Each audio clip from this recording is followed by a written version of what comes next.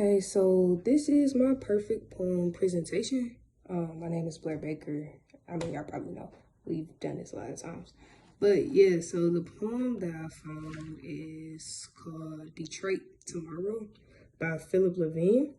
I found it on the poetryfoundation.org website, but it was published in the Poetry Anthology from 1912 to 2002. So, like a good chunk of poetry up in there. But yeah, I'm just gonna get into reading it. Detroit Tomorrow by Philip Levine. Newspaper says the boy killed by someone. Don't say who. I know the mother, waking, gets up as usual, washes her face in cold water, and starts the coffee pot. She stands by the window up there on floor 16, wondering why the street's so calm with no cars going or coming. And then she looks at the wall clock and sees the time. Now she's too awake to go back to bed. She's too awake to not remember him, her one son, or to forget exactly how long yesterday was. Each moment dragged into the next by the force of her will until she thought this simply cannot be. She sits at the scarred white kitchen table, the two black windows staring back at her, wondering how she'll go back to work today. The windows don't see anything. They're black, eyeless. They give back only what's given. Sometimes, like now, even less than what's given. Yet she stares into their two black faces, moving her head from side to side like this, just like I'm doing now. Try it a while. Go ahead. It's not going to kill you. Now say something. It doesn't matter what you say because all those words are useless. I'm sorry for your loss. This too will pass. He was who he was. She won't hear you out because she can only hear the torn words she uses to pray to die. This afternoon, you and I will see her just before 4, alight nimbly from the bus. Her lunchbox of one sandwich, a thermos of coffee, a navel orange secured under her arm, and we'll look away. Under your breath, make her one promise and keep it forever.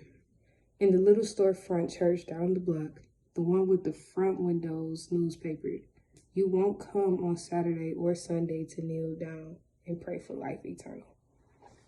So yeah, I had like my notes about it kind of read out. So, the poem doesn't do that much to show up on a page differently. It's kind of like standard 4-line stanzas. But what he does a little bit is play around with the line breaks and where the sentence and line ends. I think it gives the reader a sort of like they want to keep reading. Since the poem is kind of like in the narrative mode, like they want to keep engaging with the poem wherever that line is. It kind of leads into a story.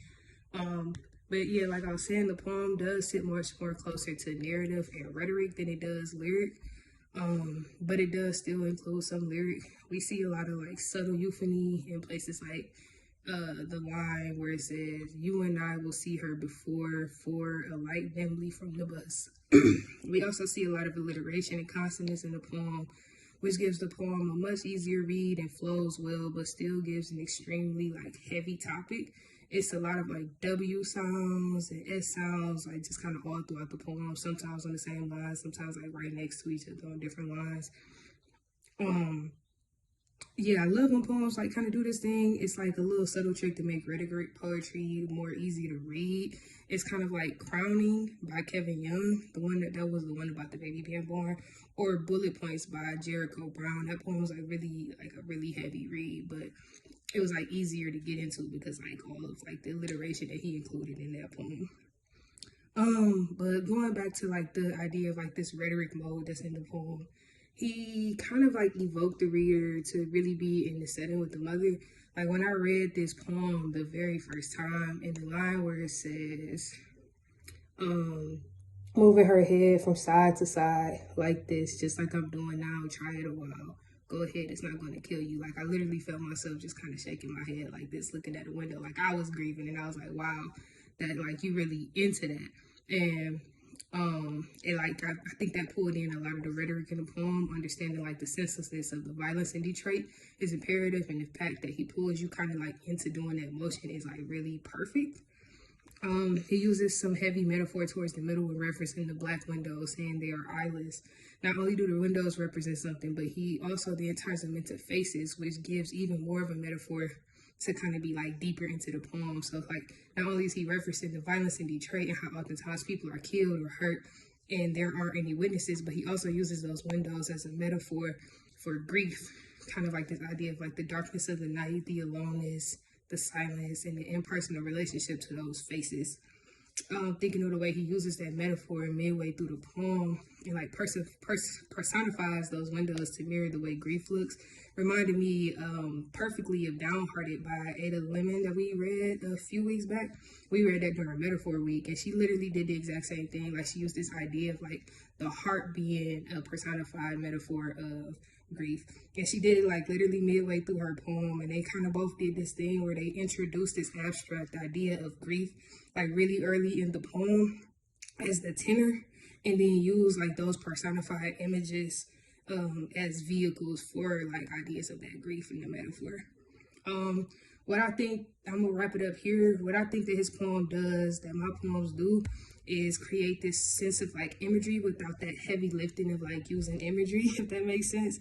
I was talking about it in my conference last week, but like this idea of not having to use a ton of words to describe an image, but the reader still is like completely able to fully grasp and be in the scene of that poem. I use the word scene like very specifically because I think that my poetry does it in the same way that this poem does, by like not only giving the reader like this image, but it kind of tells a story to use that image. So it's kind of in that narrative mode, and it's like using that story is giving it more of a vivid sort of feeling. So then I think I see that a lot in this poem where he talks about the mother sitting down at that white kitchen table staring at those black windows. Like in that moment I could see that, and I can imagine that it's about like 4 or 5 in the morning because of that darkness, how empty the apartment is, and like what grief really feels like when you're alone going through it.